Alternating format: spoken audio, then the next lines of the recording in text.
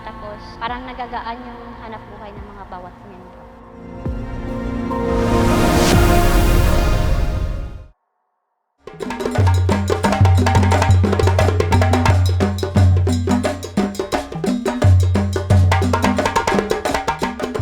Ako po si Mrs. Nelfa Bantulo, nakatira sa Bulukawan, Pigcawayan North, Cotabato.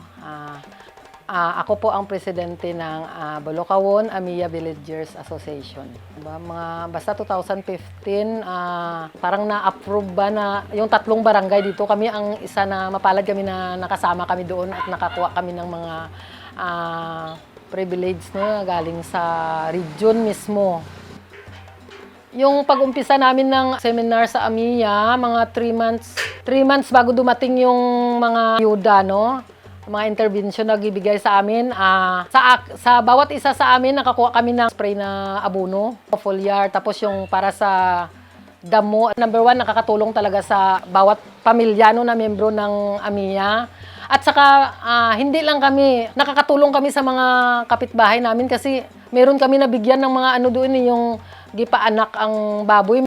Ang ginagawa namin, mag-intercrop ka talaga na sa pang-araw-araw nyo lang na pangangailangan mo ba? Kahit sa mga allowance lang ng mga anak ko, ang nakakatulong talaga ang ginagawa namin na pag-intercrop.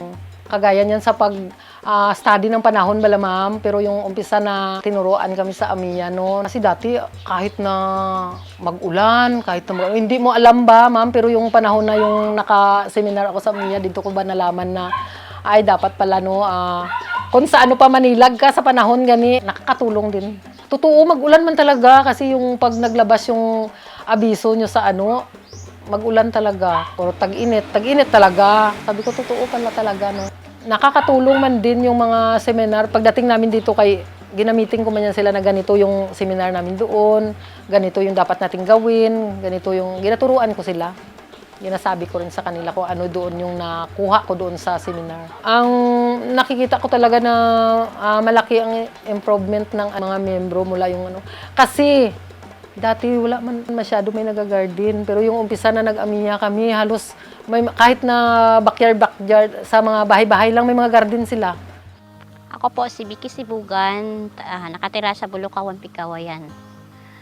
Membro ng Baba Association Amiya. Tapos yung una namin na natanggap noong 2015, binigyan kami ng Amiya ng binhi, liquid na fertilizer, tapos yung abono. Yun, tapos pagka 2019, binigyan kami ng native na baboy, mga seedling, tapos yung duck.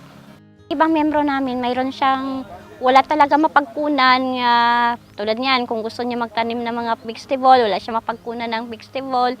Di kung sino yung mayroon sa sa asosasyon, ginabigyan ng membro. Tapos kami, hindi lang kami nag-aasa sa farm talaga. Habang nag-farm kami, habang naghahintay kami kung kailan yung harvest, nagtatanim kami ng mga gulay, mayroon kami mga hayop.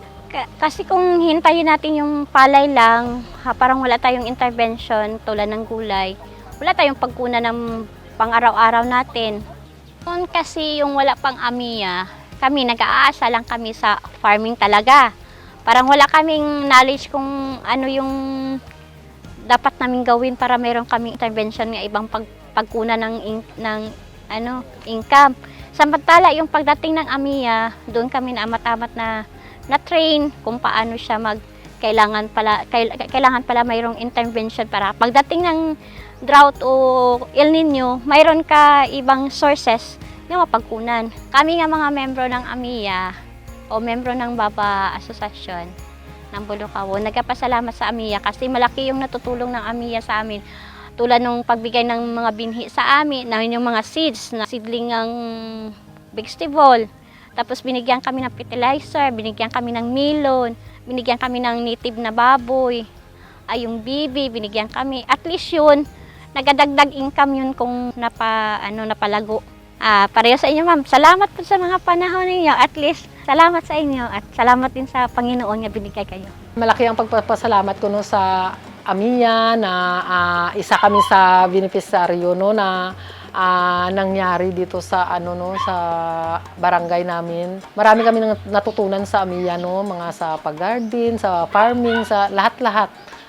Salamat sa lahat, pati sa DE Pigawayan, no? Pakadto sa DE Region, no?